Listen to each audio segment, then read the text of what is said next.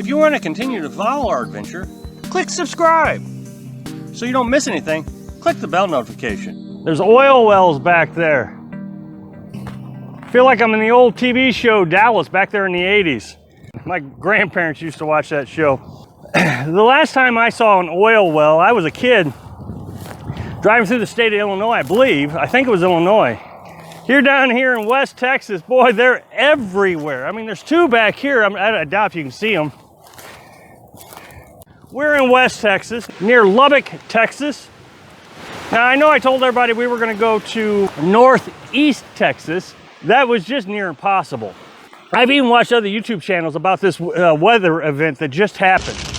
People are scrambling all over the place. Hey, we're just south of Dallas, and we were going to go northeast. And we're going to stay there 4 days, and then into Oklahoma and into New Mexico. The storm hit here, okay, in Lubbock, the day before we left. Well, that meant it was going to cross over us. It missed Waco, I guess is a better place to put. So we're down south and near Waco, and it missed us and went straight through Dallas up to where we were going to go the day we had to leave. Well, there was just no way I was going to go through the storm. I mean, it was one of the worst storms in history, I guess. I don't know. But, I mean, schools were closing in Oklahoma. This thing was so bad. So we made the quick decision to go ahead and go to West Texas. Now, a couple things about West Texas, where we're at now. One, I've wanted to come here since last year, this time last year. Somebody told us that West Texas has all kinds of little camp spots, city parks and stuff, that you can stay at for free for like 3 to 7 days, depending on which park you're at, that has free water and electric. The last time we saw that, we were in Nebraska. Nebraska has a lot of free electric water sites also. One of them we stayed at actually had free internet. It's really amazing how these little towns can do that and feel like they make enough money off the donations and you go into town spending money. There's a few issues with this.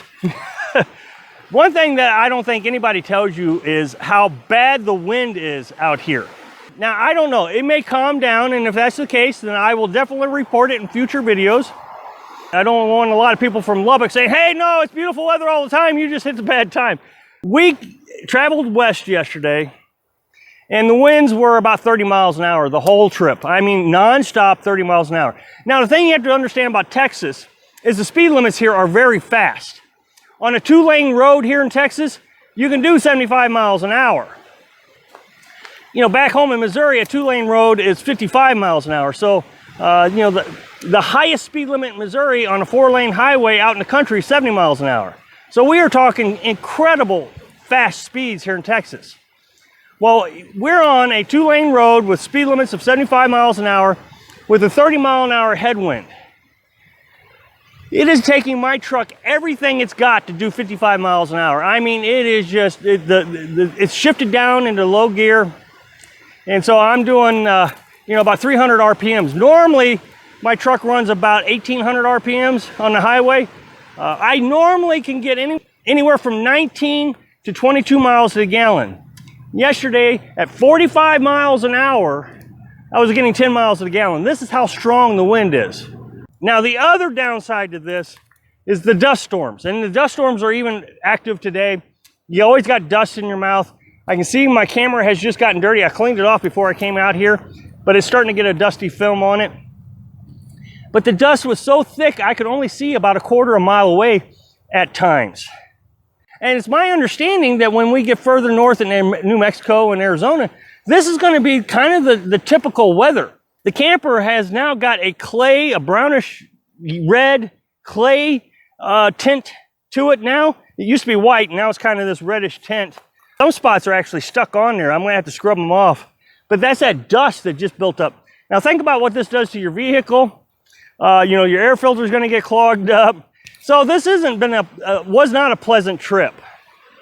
Another thing that happened to us, which we knew we were going to have to do, but that tire that I've been having problems with on the rear driver's side, it finally, you know, it went flat again. So I just decided, heck with it, I'm going to replace it.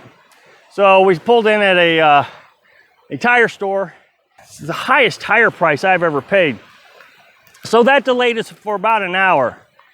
This is the thing about traveling. I've talked about the worst part about being nomad is the traveling part. You know, once you get here and you get to see these oil fields and things you've never seen before, yeah, it makes the trip worth it. But boy, I told Carolyn, you're going to talk me down here. I'm a little agitated. I mean, I wasn't in a temper state, but man, I was just frustrated the whole day with the wind, the dust, the tire. Now, we got here about 7 o'clock after it was all said and done. We had to go shopping. I mean, that's always a big problem too, is trying to get your shopping done while you're doing all this. You know, our original plan, and this is the thing, is you try to plan things out the best you can and do the best you can. So our original plan was to go northeast, like I said at the beginning of the video, 173 miles. We were going to stop at Walmart when we got there. I mean, what is 173 miles? You know, 3 or 4 hour trip. I mean, it's not a big deal, maybe 2 to 3 hours. So we left at 8 o'clock, plenty of time to get there. Well, of course, we had to shift directions and go northwest. And I think we almost drove 350 miles, if I'm not mistaken. So by the time we got here, it was 7 o'clock. I was exhausted. You know, got here, got set up. Only took me, 15, 20 minutes to get set up. The wind is blowing crazy hard. I got the jacks underneath the truck, stabilizing it, which is really good. Now, one of the things I always tell you is try to point your truck into the wind. But when you get to places like this where there's designated spots, I'm literally crosswind. So the camper is being hit by the wind. So these jacks have been a lifesaver. So these are the things that you need to expect. A lot of people say we should just go to Walmart and rest at Walmart. I'm just adamantly opposed to doing that. I see nomadic lifestyle being phased out by society because we make ourselves exposed to people who don't want us out there. And we can go where it's absolutely acceptable to go and camp, like here with free electric, free water. My point to this video is the destination was definitely worth it. But the trip here, it's easy to say, you know what, forget it, going back home. So thanks for watching. Click like if you like the video, and happy travels.